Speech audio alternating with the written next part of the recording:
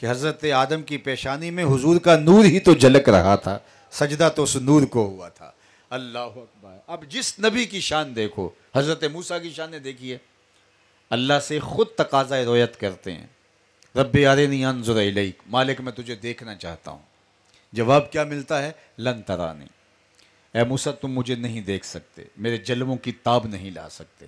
یہ کون ہے؟ حضرت موسیٰ نالین اتار کے وادی تقدس معاب میں قدم رکھتے ہیں، کوہ طور پہ خود چل کے جاتے ہیں اور تقاضائے رویت خود کرتے ہیں، مالک میں تجھے دیکھنا چاہتا ہوں۔ جواب آتا ہے لن ترانی، تم مجھے نہیں دیکھ سکتے۔ اور دوسری جانب حضور ام ہانی کے گھر میں چادر اوڑھ کے سوئے ہوئے ہیں، جبریل آتا ہے، حضور کے قدموں کو چومتا ہے اور عرض گزار ہوتا ہے، ان اللہ اشتاق الی لقائک یا رسول اللہ، حضور آپ سو رہے ہیں، آپ کا رب آپ کا انتظار کر رہا ہے۔ ایک چل کے جاتا ہے، خود تقاضائے رویت کرتا ہے، نالین اتار کے جاتا ہے، تو جواب ملتا ہے لن ترانی، تم نہیں دیکھ پاتے، تمہارے اندر، تمہاری آنکھوں میں وہ توانائی نہیں کہ میرے جلووں کی تاب لا سکو۔ اور ایک سو رہا ہے، استراحت کر رہا ہے، تبارک اللہ شان تیری، تجھی کو زیبا ہے بے نیازی، کہیں پہ جوش لن ترانی، کہیں تقاضے وصال کے تھے۔ ایک چل کے جاتا ہے اور محروم تماشا رہتا ہے، اور ایک گھر میں بیٹھا ہے تو بلایا جاتا ہے، براق باہر کھڑا ہے، حضور آئیے، آپ کا رب آپ کا انتظار کر رہا ہے۔ حضرت موسیٰ نے کہا مالک میں تجھے دیکھنا چاہتا ہوں، کہا لن ترانی، تم نہیں دیکھ سکتے، لیکن انہوں نے پھر کہا کہ مالک میں دیکھنا چاہتا ہوں۔ یہ کہنے کے باوجود کہ تم نہیں دیکھ سکتے، تاب نہیں لا پاؤ گے، علماء نے کہا چونکہ انہوں نے اللہ کا کلام سنا ہوا تھا تو آج وہ بے چین تھے کہ جس کے کلام میں اتنا لطف ہے اس کے دیدار کا مزہ کیا ہوگا۔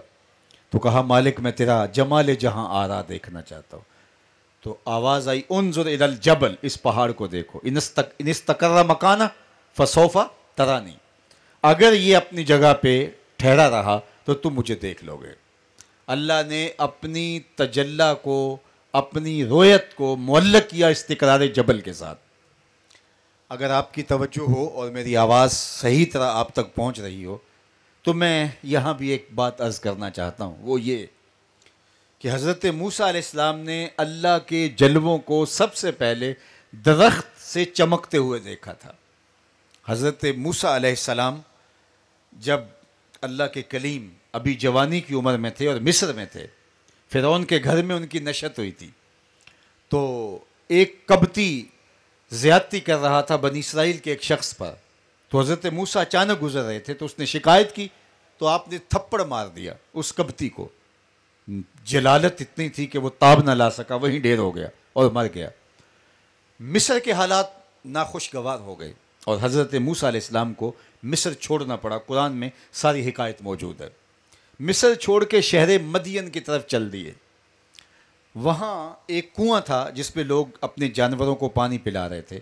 دو لڑکیاں پردے میں سمٹی ہوئی، حیا میں لپٹی ہوئی، وہ اپنے جانور ایک سمت لیے کھڑی تھیں۔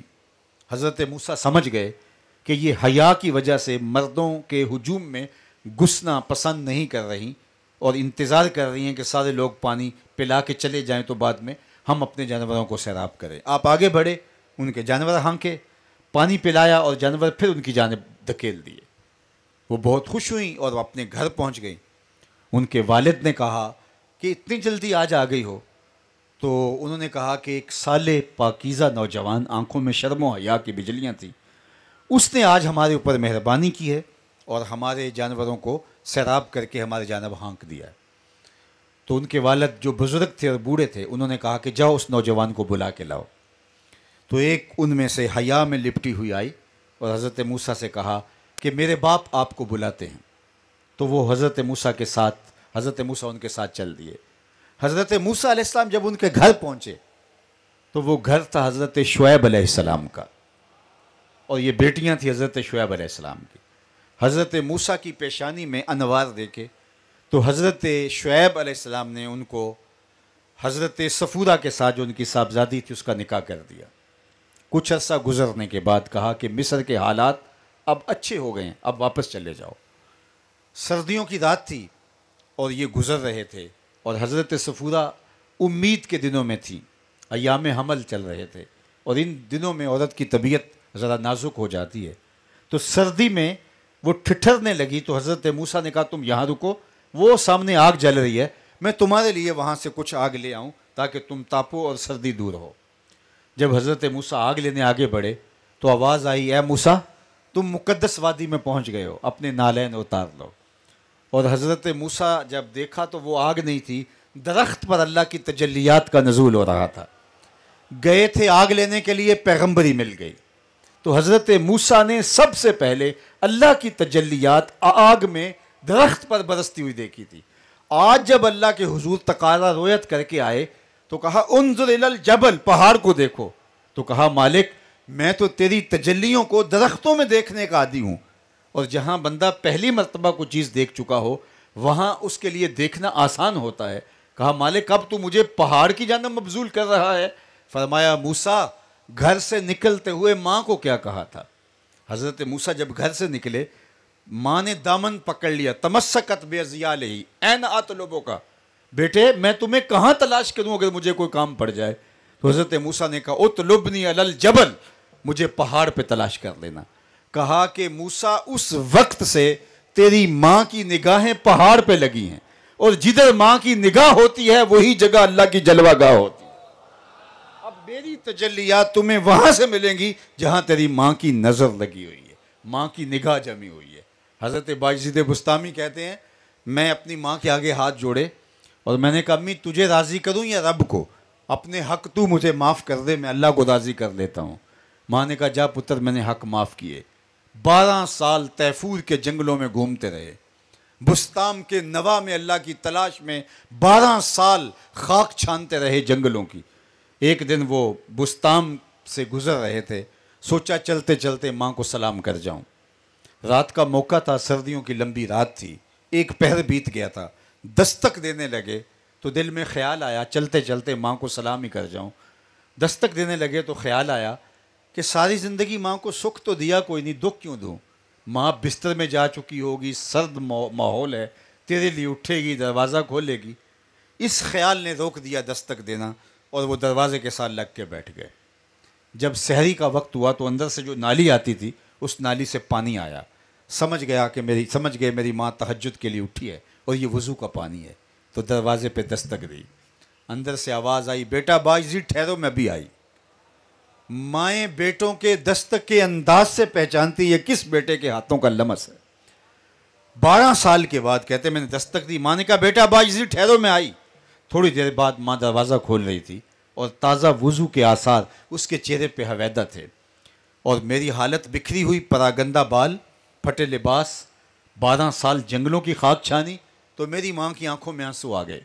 بایزید بسطامی کہتے ہیں میری ماں نے ایسے ہاتھ اٹھا لیے اور کہا بار الہا میرا بیٹا بایزید تیری طلب میں نکلا تھا، تو نے ابھی تک اسے اپنا قرب نہیں دیا. حضرت بایزید بسطامی کہتے ہیں 12 سال کی ریاضتوں سے جو نہیں ملا تھا ماں کے اٹھے ہوئے ہاتھوں سے مل گیا. میں نے کہا مالک میں تجھے کہاں ڈھونڈ رہا ہوں، تو کہاں موجود ہے؟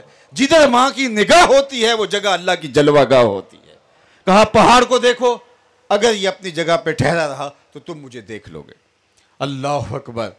حضرت موسیٰ علیہ السلام نے پہاڑ کی طرف نظر کی، اللہ نے اپنی تجلی اس پہاڑ پہ ڈالی، اور وہ بھی تجلی ذاتی نہیں تھی، تجلی صفاتی تھی. تجلی صفاتی بھی نہیں تھی، تجلی صفاتی کا پرتو تھا، عکس تھا، سایہ تھا، ظل تھا، پرچھائی تھی.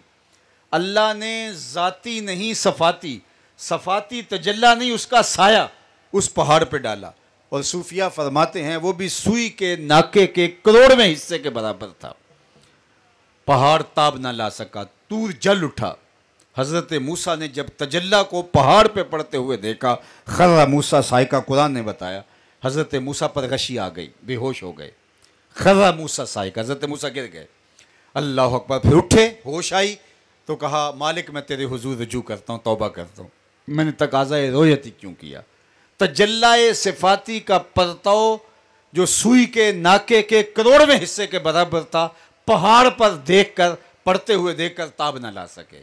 لیکن امام برہان الدین حلبی انسان العیون فی سیرت النبی المامون کے اندر لکھتے ہیں کہ اللہ کی تجلی کا سرما تو آنکھ میں لگ گیا تھا، عکس تو پڑ گیا تھا چاہے تاب نہ لا سکے، تو نظر اتنی تیز ہو گئی اور اللہ کا کلام سننے کی وجہ سے سماعت اتنی تیز ہو گئی حضرت موسیٰ کی، کالی رات کے اندھیرے میں کالے پتھر پر کالے رنگ کی چیونٹی 9 فراسخ دور سے، 1 فرسخ 3 میل کا ہوتا ہے، 27 میل دور سے، تقریباً 50 کلومیٹر دور سے کالے پتھر پر کالی چیونٹی کو کالی رات کے اندھیرے میں چلتا ہوا دیکھتے بھی تھے، اور اس کے قدموں سے جو سرسراہٹ پیدا ہوتی ہے اس کو سنتے بھی تھے۔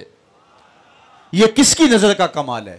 جس نے تجلی صفاتی کا پرتو پتھر پر پڑتے ہوئے دیکھا اور تاب نہ لا سکا، اور جو 18 سال کی مدت کے مطابق ذاتی تجلیوں میں گم رہا اور آنکھ بھی نہیں جھپکتا، ما زاغ البصر وما طغى، جس کا قصیدہ بیان ہوا، مجھے بتاؤ اس محمد عربی کی نگاہوں کا عالم کیا ہوگا۔ اسی لیے فرمایا انی ارا ما لا ترون واسمع ما لا تسمعون، جو میں دیکھتا ہوں وہ تم نہیں دیکھتے، اور جو میں سنتا ہوں وہ تم نہیں سنتے۔